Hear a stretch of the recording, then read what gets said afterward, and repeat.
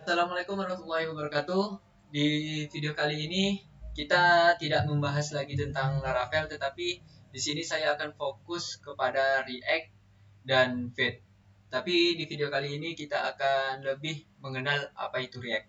Bagaimana cara menginstalisasinya, kita akan bahas di video kali ini. Nah, di dalam pemrograman itu ada yang namanya backend, ada yang namanya frontend. Yang dimana backend ini ada dilambangkan dengan gambar dapurnya, yang dimana situ chef akan membuat sesuatu, yaitu menu. Nah, lalu JavaScript ini seperti user request atau pelayannya, yang dimana pelayan ini akan memberikan atau tampilan dari menu-menu yang akan dibuat oleh chef tersebut, yang dimana ini seperti UI-nya yang bisa dibuat dengan CSS dan HTML.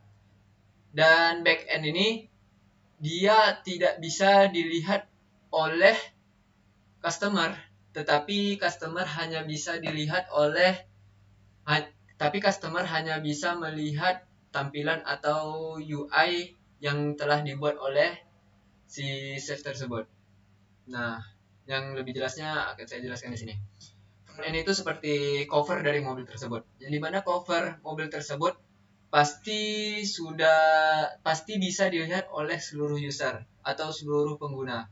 Yang dimana itu memiliki total effort kalau dalam pemrograman sebanyak 20%.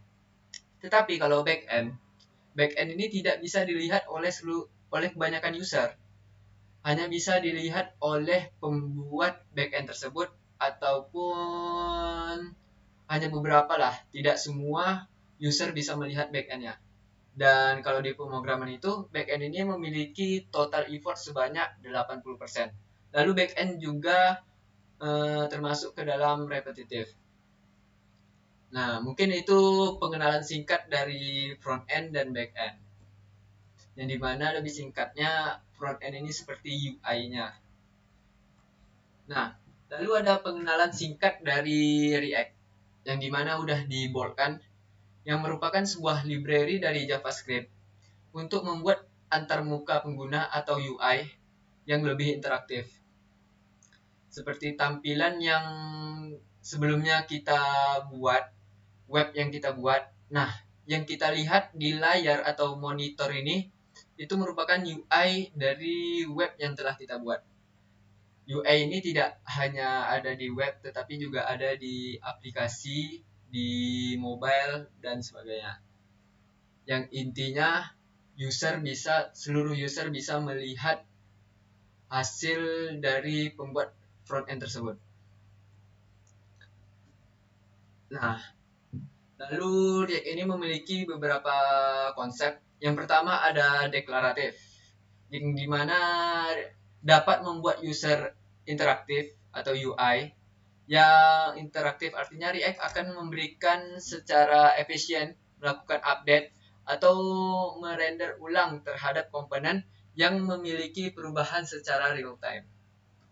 Oke, lalu yang kedua ada component base, yang dimana ini aplikasi yang dibuat menggunakan React terdiri dari beberapa komponen yang bisa dienkapsulasi dan dipecah-pecah yang mengelola diri sendiri. Misalnya nih, ada button, ada card. Nah, itu merupakan bagian dari konsep React. Lalu ada virtual DOM. Ini perubahan dalam data aplikasi. Yang membangun ulang virtual DOM sebagai perubahan, bukan langsung memanipulasi DOM aktual. Lalu ada learn one, write anywhere. Kita bisa mengembangkan fitur-fitur baru di React tanpa menulis ulang kode yang sudah ada. Seperti ini. Kalau di Laravel itu kita bisa menjadi front end dan back end-nya. Tetapi ada plus dan minusnya. Plusnya itu yang dimana lebih praktis. Tetapi jika satu aja error, maka web tersebut tidak bisa digunakan. Nah, kalau di React ini biasanya dipakai oleh perusahaan seperti Tokopedia, Traveloka, Tiket, dan lain sebagainya, yang dimana Kalau misalkan kita memiliki aplikasi Tokopedia atau web Tokopedia yang semisal ada fitur seperti pembelanjaan atau top up dan sebagainya itu, misal di kita ada top up sesuatu atau seperti di Shopee kita ada top up Shopee Pay. Nah, kalau top up Shopee Pay-nya itu error, maka cuman top up Shopee Pay saja yang error. Kita masih bisa melakukan transaksi barang, kita masih bisa mengechat penjual, tidak yang artinya aplikasi tersebut masih bisa digunakan, tetapi fitur untuk Shopee Pay tersebut tidak bisa digunakan karena error. Kalau kita Shopee itu menggunakan Laravel, jika satu fitur saja error, maka aplikasi tersebut tidak bisa digunakan keseluruhannya, baik itu membeli barang, menjual ataupun mengechat penjual, itu tidak bisa dilakukan karena dia itu ada jenis-jenisnya itu, cuman saya lupa, maaf. Oke, kita langsung ke konsepnya aja ya.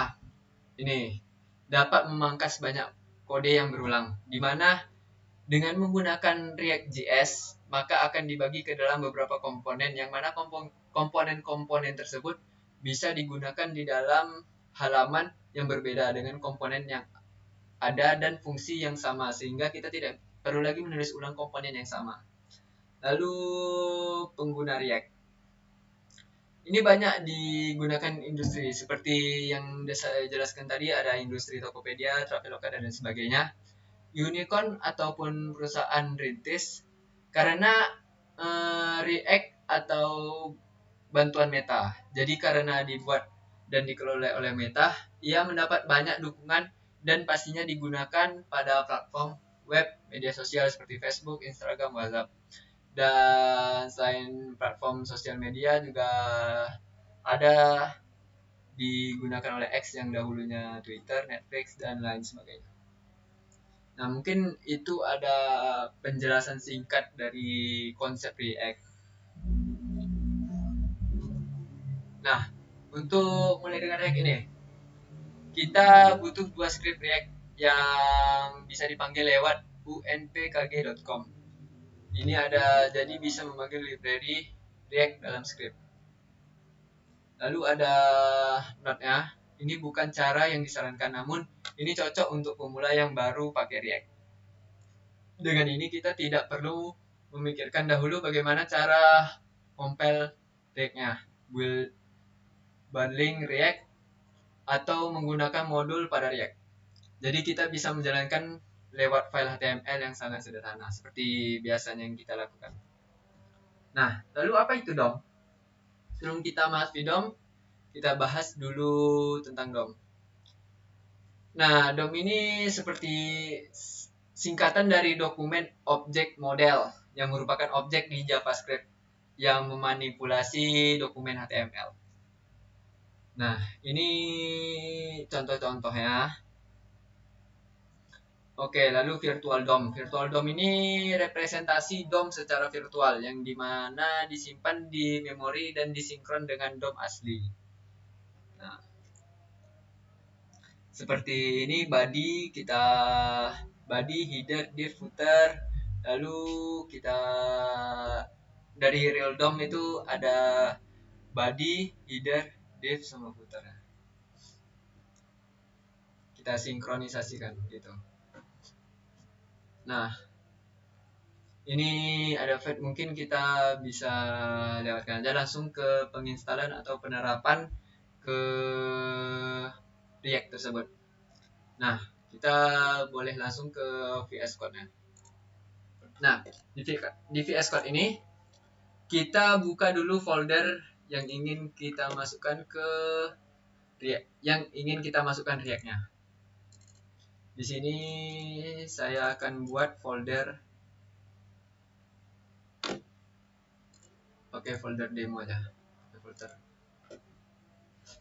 Oke, di sini saya udah ada folder demo. Lalu kita bisa pergi ke terminal. Oke, di terminal ini ada di samping PowerShell ini ada tanda panah ke bawah ini, kita pilih CMD atau Command Prompt. Nah, di sini sebelumnya kita harus ada menginstal Node.js. Yang belum punya Node.js, kalian bisa coba ke sini. Nah, kalian bisa tekan link ini.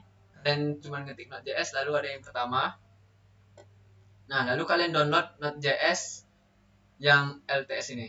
Lalu untuk setelah terdownload nanti kalian hanya perlu next. Untuk penginstalannya gampang lah. Oke, kita lanjut ke sini. Nah, untuk mengetahui Node.js tersebut, nih, untuk mengecek versi Node.js atau npm, kita bisa mengetik node min v. Oke. Nah, kita memilih versi 22.14.0. Lalu kita mau ngecek npm-nya, npm min v.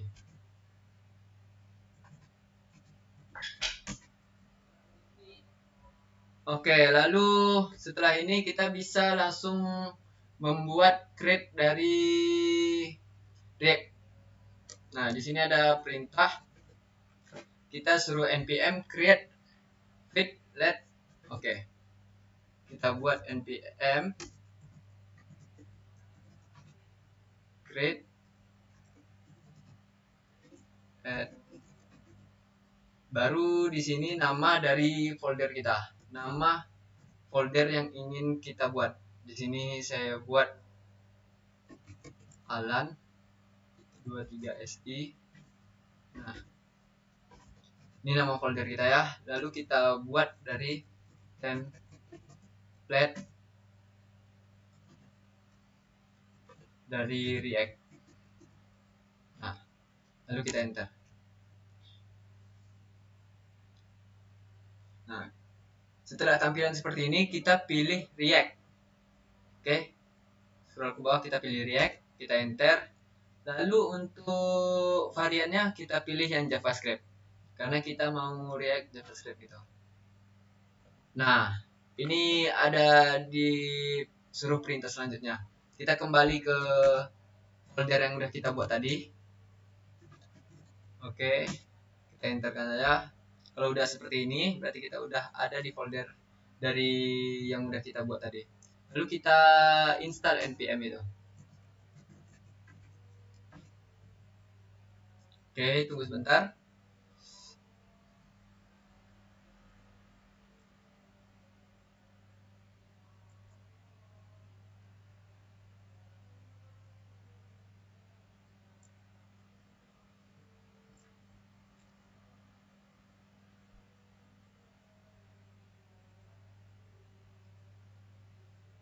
Nah, setelah ini berarti perintah selanjutnya kita disuruh npm run dev.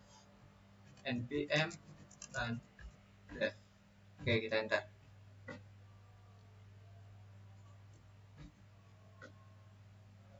Nah, kalau udah muncul seperti ini, seperti ini ready, lalu ada dikasih localhost-nya. Kita tinggal pencet ini aja untuk melihat apakah sudah betul kita menginstal Feed atau React. Nah, kalau tampilan sudah seperti ini, maka penginstalan atau pengaplikasian dari Feed dan React tersebut sudah berhasil kita terapkan. Mungkin video pada kali ini hanya sampai sini. Maaf bila ada kesalahan kata atau kekurangan kata. Dan selamat belajar, selamat mencoba. Terima kasih. Assalamualaikum warahmatullahi wabarakatuh.